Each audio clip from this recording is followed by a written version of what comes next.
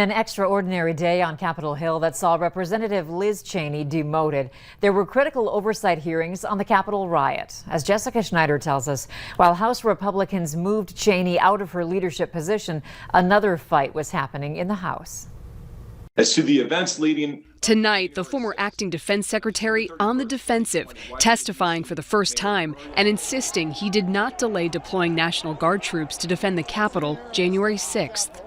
This isn't a video game where you can move forces with the flick of a thumb. Those of you with military experience or who understand the nature of military deployments will recognize how rapid our response was. But Democrats zeroed in on the hour and a half between 1:34 p.m. when D.C.'s mayor called the Army secretary to request National Guard troops and 3:04 p.m. when Miller finally authorized the mobilization. Sir, because of your actions, there were 8,000 badged and credentialed police officers on duty.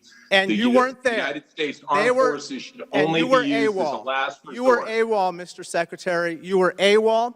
Remember, that's completely as you said inaccurate. before, that's completely inaccurate. As you said before, Miller stressed he was reluctant to deploy military forces to the Capitol on January 6th, since the use of troops near the White House during the Black Lives Matter protests in the summer of 2020 had created controversy.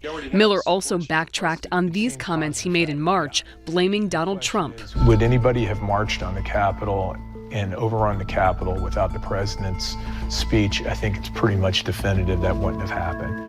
Even though Miller conveyed the same sentiment in the written opening statement he submitted to lawmakers, but did not read word for word. I have reassessed. It's not the unitary factor at all.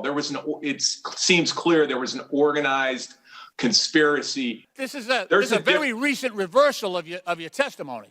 Absolutely not. That's ridiculous. You're ridiculous.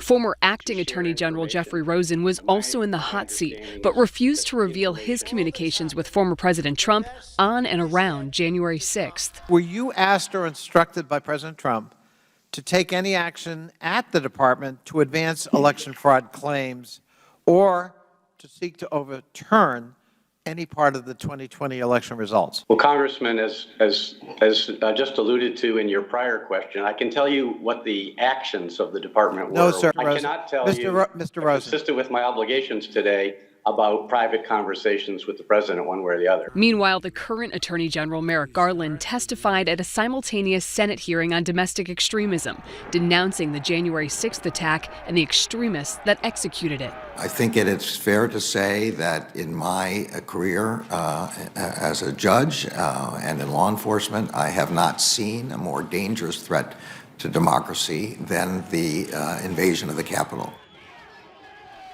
In contrast, an Arizona representative claimed most of the people who stormed the Capitol on January 6th were peaceful.